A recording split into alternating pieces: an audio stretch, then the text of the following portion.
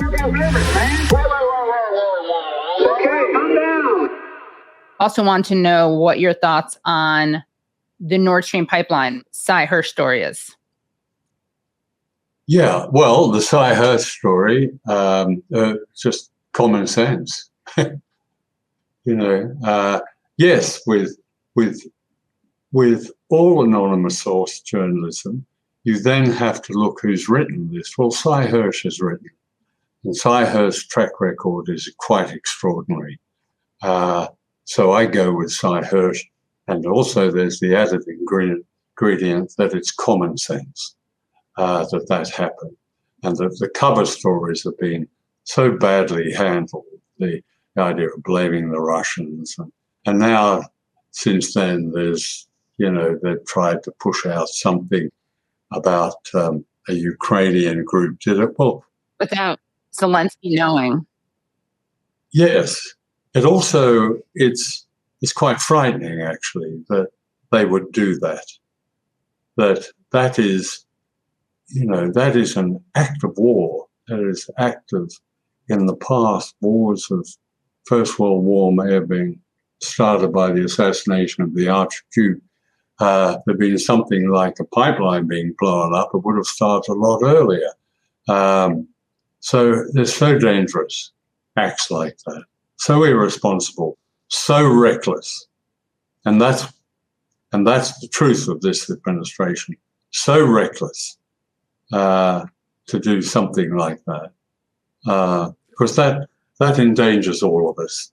It reminds me also the idea that it was so sellable that the Russians did it reminds me in a way of the way that the idea that Saddam Hussein was behind 9/11 was so sellable, because there's a similar kind of Orientalism and othering, which allows you to believe these things. Like, of course, Russia wouldn't do it. It's not in their best interest. But Russia is turned into this weird creature of a country, weird people with their weird ways, that it would be a Russian thing to blow up its own pipeline. Yeah. And it defies common sense, just like having Saddam Hussein and Osama bin Laden work together defies common sense. But those people, too, they're just this amorphous of Arab, Muslim terrorism blob. Look at the way Russians are portrayed in popular culture. I saw a film that was meant to be, I suppose, a bit of a satire. It wasn't about, I've forgotten the title, but it was something like the death of Stalin.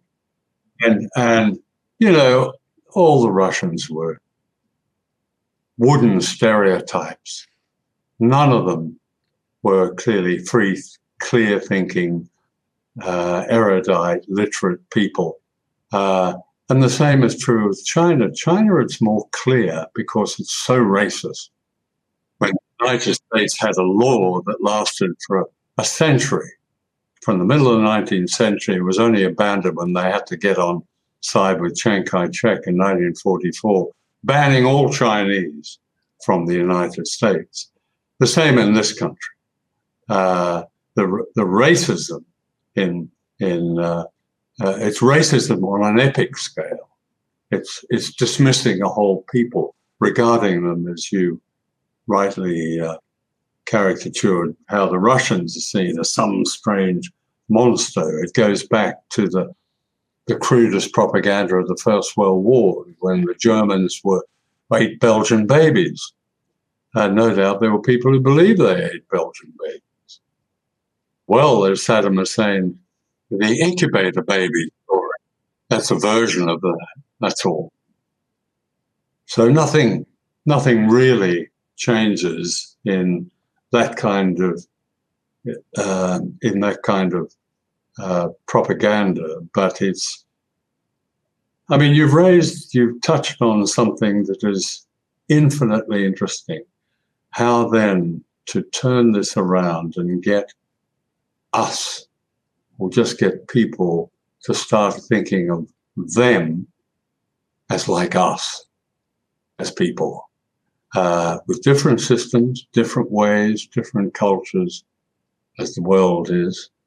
But how do we get them thinking, and not to buy this utterly reckless fictional version of the rest of humanity?